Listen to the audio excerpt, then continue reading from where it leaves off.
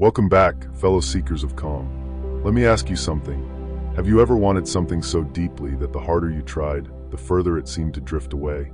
A job, a relationship, peace itself. We live in a world obsessed with control. We plan every move, chase every goal, and measure every breath against someone else's timeline. But the truth is simple and uncomfortable. The tighter you hold on, the less you actually have. The ancient Stoics understood this long before self-help books and motivational podcasts. To them, peace wasn't found in winning the race, it was found in stepping out of it. They called it the art of detachment, a way of living where effort and surrender move together, not against each other. Imagine this, you're standing by a quiet lake, watching your reflection ripple. Every time you try to smooth the water with your hands, the ripples only grow wilder. But the moment you step back, the surface stills. That's the essence of detachment. It's not about giving up.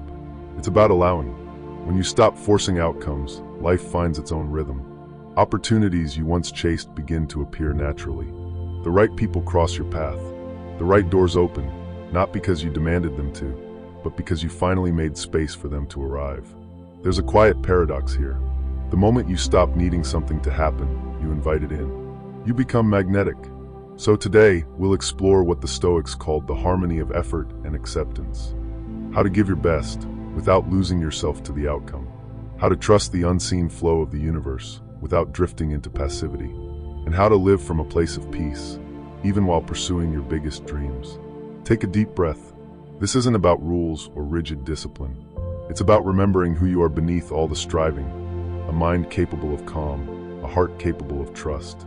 Because once you learn to let go, you don't lose control. You gain freedom. Let's talk about the balance most people never find. The balance between doing and being. We're taught from a young age that effort is everything. Work harder. Push further. Don't stop until you've made it. But few people ever ask, what happens when effort turns into obsession? When the drive to achieve quietly becomes the reason you can't rest. The Stoics called this imbalance attachment. When our identity becomes tied to what we want instead of who we are. And that's when peace begins to fade. Think of your goals like a seed. You can plant it, water it, and nurture it with care, but if you dig it up every day to check whether it's growing, it never takes root. That's what attachment does. It interrupts the natural process. Epictetus, the slave-turned-philosopher, once said, "Make the best use of what is in your power, and take the rest as it happens." He didn't mean stop trying, he meant stop clinging. Your job is effort. The outcome? That belongs to the universe. So, how do you live this way in a world that measures success by results? It starts with awareness. When you apply for a job, do your best, write the perfect resume, show up with confidence. Then breathe. Let it go. If it's yours, it will stay. If not, something better will find its way to you. When you create a video, a painting, a business, pour your heart into it. But don't let your peace depend on how many people applaud. Detachment doesn't mean indifference. It means clarity. You give your energy, and then release the expectation. This is the Stoic dance. One step of effort, one step of surrender. When you move in rhythm with life instead of against it, everything starts to flow more smoothly. You begin to notice that the right things arrive with less struggle. It's not magic, it's alignment. Michael Singer, a modern teacher of surrender, said, "The moment you stop trying to control everything, you can finally appreciate everything." And that's the heart of this philosophy. When you stop chasing, you start attracting. When you stop forcing, you start receiving. Because the energy of control pushes life away, but the energy of trust invites it in. So remember this, do your best. Detach from the rest. Let your effort be full, but your heart be light. Because peace isn't found after the work is done. Peace is the way you work. There's a quiet moment between effort and outcome, a pause that most people never notice. That space is where life begins to breathe for you. We spend so much of our energy trying to make things happen that we forget something deeper. The universe is not our enemy. It's a partner. It moves with us, responds to us, mirrors us. The Stoics understood this long before modern thinkers gave it a name. They believed in alignment, living in harmony with the natural order of the world. They saw everything as part of a grand design, where each event, even the painful ones, had purpose. When you align with this flow, life no longer feels like a battle. You stop trying to swim upstream and start letting the current carry you. It doesn't mean you float aimlessly. It means you move with awareness, allowing, adjusting, trusting. Imagine standing in a river. You can fight the current, exhausting yourself trying to stay still. Or you can release your resistance, lift your feet, and let the water guide you forward. That's what trusting the flow feels like. When you begin to live this way, strange things happen. The right people appear. The timing starts to make sense. You realize that what once felt like delay was actually divine preparation. Modern science, in its own language, agrees. Quantum physics tells us that everything, including our thoughts and emotions, vibrates at a certain frequency. When we're tense, fearful, or desperate, our vibration becomes heavy. When we're calm, grateful, and open, we rise into alignment with opportunities that match that energy. Call it faith, call it vibration, call it universal order. The name doesn't matter, the feeling does. The Stoics called it living according to nature. They believe that nature isn't something outside of us, it's the rhythm inside us. When you honor that rhythm, you find peace not because life is easy, but because you're no longer resisting what is. So the next time you feel lost, remember, you are not behind. You are exactly where you need to be for the next door to open. And it will open the moment you stop trying to break it down. Trust the flow. You don't have to know every step. You just need to keep moving with intention, with openness, with presence. As Marcus Aurelius once wrote, "The universe is change, our life is what our thoughts make it." So think gently, live calmly, and watch how life begins to move in your favor. Let's pause for a moment and ask a simple but powerful question. What do you really want? Not what the world told you to want. Not what looks impressive on a resume, but what your heart quietly whispers when no one's watching. Most people never stop long enough to ask. They chase what everyone else is chasing. The perfect job, the perfect partner, the perfect version of themselves, only to reach the top and wonder why they still feel empty. The Stoics saw this clearly. They warned that unexamined desires lead to suffering, because when your goals are built on borrowed dreams, even success feels like loss. Seneca once said, "It is not the man who is too little, but the man who craves more, that is poor."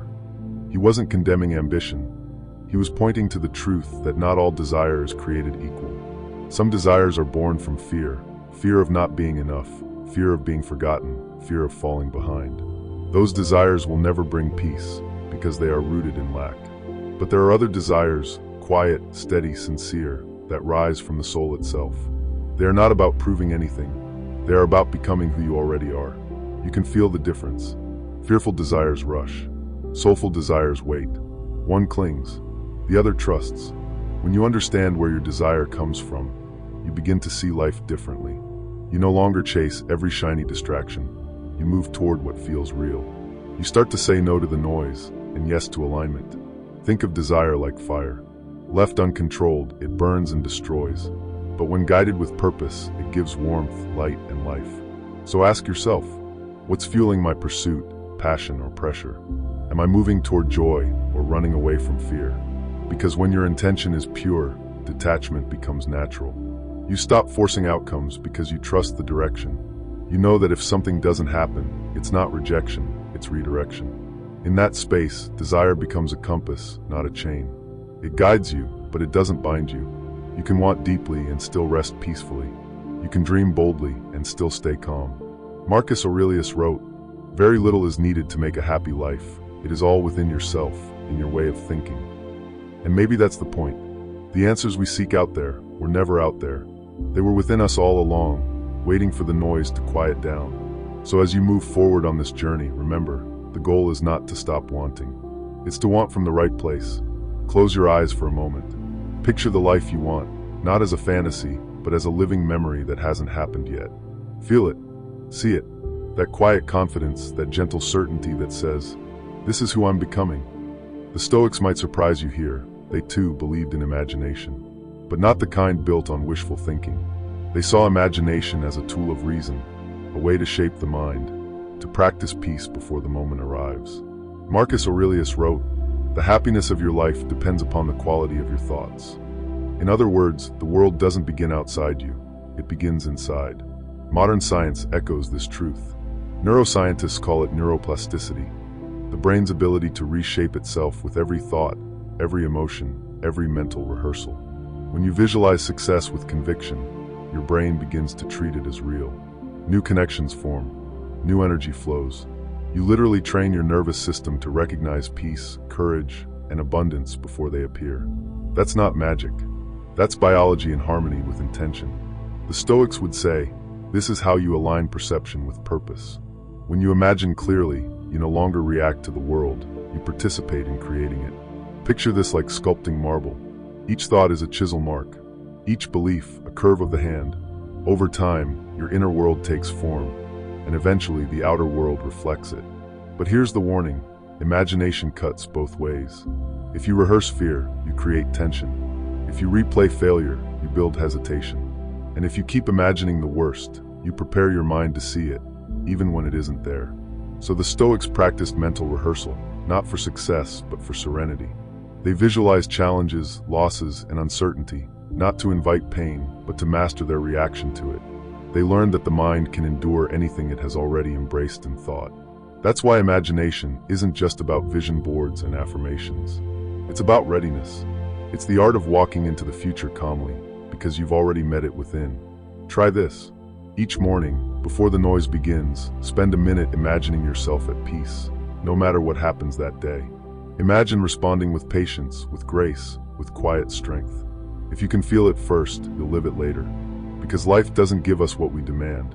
It meets us at the level of what we believe. Your imagination is your rehearsal for reality. And the more you create from calm, the more the world begins to reflect that calm right back to you. Peace is not something you chase. It's what appears when you finally stop running. We live in a culture that glorifies control, every second planned, every outcome predicted. But control is an illusion that tires the soul. You can organize your day, not your destiny. You can steer your ship, but not the wind. The Stoics knew this truth intimately. They didn't resist the flow of life, they learned to move with it. They called it amor fati, the love of fate. Not resignation, but acceptance with grace. They believed that everything, success, loss, joy, pain, is part of a greater harmony we may never fully see. Seneca wrote, "Fate leads the willing and drags the unwilling." Meaning, life will move forward either way. The only choice you have is whether to fight or to flow. When you surrender, you don't lose power. You shift its source, from force to faith. You stop asking, "Why is this happening to me?" and begin whispering, "What is this teaching me?" That small change in question rewires everything. Suddenly, obstacles look less like punishments and more like invitations. You begin to see the rhythm, how endings often hide beginnings, how loss clears space for something greater. Think about the hardest season of your life, the one that broke you open, that left you questioning everything. Now look where you are. That pain didn't destroy you, it revealed you. That was life rearranging itself around your growth. Deepak Chopra calls this the field of infinite possibilities. To him, the universe isn't random, it's responsive. When you stop clinging, when you soften your grip on what should happen, the current begins to carry you toward what's meant to happen. This is surrender, not defeat, but devotion. It's the art of stepping back and trusting that there's a larger intelligence at play. Call it nature, call it God, call it the universe. The name doesn't matter. What matters is knowing that you are part of something vast, and that you are being guided even when it feels like you're drifting. So take a deep breath. Exhale the weight of control. Remind yourself, the same force that moves the stars also moves your life. You don't have to push the river. Just learn to float, because peace isn't found in changing the world around you. It's found in surrendering to the rhythm within you. When you stop fighting the flow, you start hearing its music. And in that quiet surrender, life finally begins to feel effortless. Happiness. It's the word we chase our whole lives, yet the more we pursue it, the more it seems to drift away. But what if joy isn't something to chase at all? What if it's something to return to? The Stoics believe that joy isn't found in achievement, it's found in alignment. Not in the noise of wanting more, but in the quiet knowing that what you already have is enough. Seneca once wrote, "True happiness is to enjoy the present, without anxious dependence upon the future." That's it, no secret formula, no endless striving. Just presence. Joy in the Stoic sense isn't loud or fleeting. It's not the rush of a win or the thrill of being seen. It's the steady warmth of peace, the gentle smile that comes when nothing is missing in this moment. Modern psychology calls this the happiness advantage. When you choose gratitude first, when you focus on what's right instead of what's wrong, your mind, your body, your energy all begin to align. Creativity flows. Opportunities open. You become magnetic not because you're chasing, but because you're glowing. This is the heart of joyful manifestation. It's the merging of Stoic serenity and universal law, action without anxiety, faith without force. You still dream, you still create, but you no longer suffer in the space between effort and result. Happiness isn't the reward at the end of the path. It is the path. When you wake up, greet the morning softly. Notice the sunlight, the breath, the stillness before the world begins to move. That moment is abundance, untouched, unearned, yet entirely yours. Practice gratitude not as a ritual, but as a way of seeing. Every small thing, the meal, the voice, the chance to try again, is proof that life hasn't given up on you. And when you act with joy. Pour joy into your work, into your relationships, into the way you move through the world. Because joy is not a reaction, it's a vibration. And the universe always responds to what you radiate. Marcus Aurelius said, "The happiness of your life depends upon the quality of your thoughts." So think gently, speak kindly, walk slowly through this life, not to reach somewhere faster, but to notice the miracle of being here at all. As this journey closes, remember what we've explored. Detach, but don't disconnect. Desire, but don't depend. Trust the flow, and you'll always be carried. Because what's meant for you will never require you to chase. It will meet you. When you're ready, when you're calm, when you finally understand that peace was never the destination. It was the key. So take one more breath. Feel it move through you, effortless, natural, divine. And know this, you're already enough. You're already aligned. And your joy is already on its way. And so we arrive at the end of this journey. But maybe it's not an ending at all, just a soft return to something you've always known. You don't need to chase every dream. You don't need to force every door open. Because what's meant for you will never need to be taken by struggle. It will come quietly, when your mind is still and your heart is open. The Stoics knew this long before us. They understood that happiness isn't a prize, it's a practice. A moment-to-moment choice to see life not as an enemy to conquer, but as a companion to trust. So when the world feels heavy, pause, breathe, return to your center, and remember, you've already made it further than you think. You're already in the flow. As you step back into your own life after this video, take this truth with you. Peace isn't something you wait for, it's something you live from. And the more you live from peace, the more peace life will bring you. If this message resonated with you, share it with someone who might need a quiet reminder today. And if you'd like to keep exploring calm, purpose, and the art of inner growth, join this community by subscribing. Until next time, keep breathing, keep trusting, and never forget, what belongs to you will simply find you.